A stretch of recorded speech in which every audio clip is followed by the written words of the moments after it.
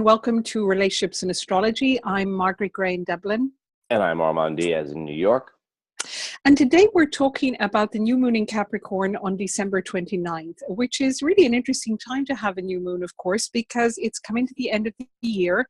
And here we are in our relationships, in our lives generally, really looking at what are we letting go and what we want to embrace for the new year. So what are your initial thoughts about this new moon in Capricorn, Armand?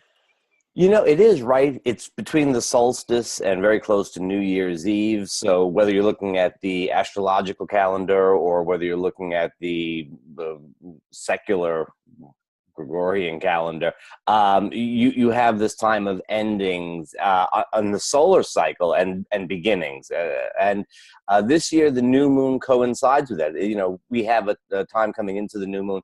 It's both the dark time of the year in terms of the sun and also the dark time of the month in terms of the moon. So we sort of have a very, it's a very dark, quiet, inward time, but also a time that we go inwards to go, you know, indoors where we sort of, you know, it is a time of celebrating the light. It's so dark outside that we create our own light.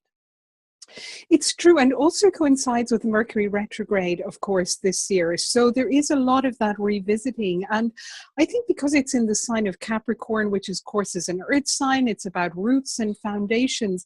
It's a very good time to maybe revisit some of that in our relationships. So what are the foundations in our relationship life, whether we're in a relationship or not? You know, what are those basic kind of grounding foundations that really we can build something solid on going into the new year? So maybe for people to consider, what do they want in their relationships going forward? What feels important? And mostly what has integrity for them? I think that's a very important theme with this new moon. Certainly, Capricorn integrity and structures. And, you know, you're right about Mercury retrograde. One thing I'm finding with talking with clients is that this seems to be almost like a Venus retrograde. It almost seems to be the time of, like, I certainly, people have had past relationship folks come back into their lives, or they are rethinking. It is a time to sort of almost step back. And, you know, at the quiet time of the year, at the quiet time of the month, it makes sense to have a little bit of, you know, maybe take a step back and think about what's going on. Yes, and particularly in communication. You know, we talked about that a little bit when we talked about Mercury retrograde in our other recording, but also just to mention that because the Mercury is so near this new moon, it's particularly important to maybe revisit what is our communication like in our relationships? How much integrity does it have? You know, are we able to really express ourselves very honestly and fully in our relationships?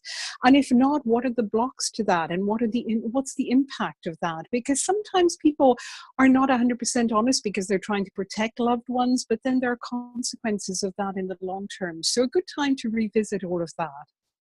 It certainly is. Also, this new moon, as much as it may be kind of something that is pulling us interiorly, it also is the day before Uranus station. And Uranus stations have a very tense, I would say this time around, not explosive so much as implosive energy.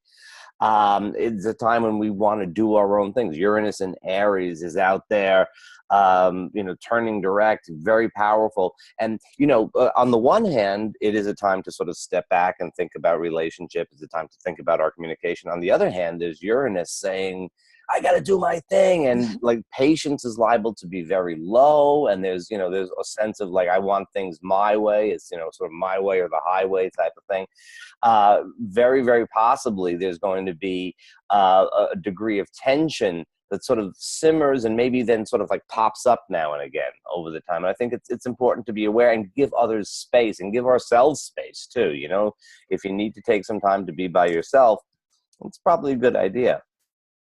Yes, I so agree, particularly with Jupiter opposing that Uranus. I mean, Jupiter is really such a big player in the transits to come. And by the way, for our listeners, we have done another recording on the transits of 2017 that you might like to tune into, where Jupiter plays such a major part. And he started that already. So he's really expanding these Uranus-Pluto energies. And so there is a fair amount of tension around and that kind of push-pull dynamic.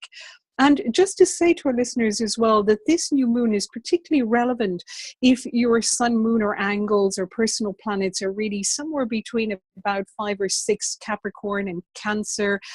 Also that same degree in Pisces and Virgo. And also if anybody has planets, particularly personal planets, somewhere around 20 degrees, a lot of the transits in the sky are really hitting those 20 degrees planets. So just to be aware of that both in personal charts and also in composite charts. Very, very important in terms of relationships. No, certainly those are important degrees, and certainly the signs. It is on that Aries Libra axis, but also to an extent the Virgo Pisces axis will be lit up especially. And I think that's true for a great deal of 2017 as well. But so it's sort of a little bit the kickoff of the new year. New Year's coming a couple of days early, maybe. That's absolutely true. And just to let everyone know that we're going to start doing the transits of the week ahead coming soon. So do tune into us, and wishing everyone a very happy 2017. Take care, Armand. See you soon. Take care, Margaret. Bye-bye. Bye-bye.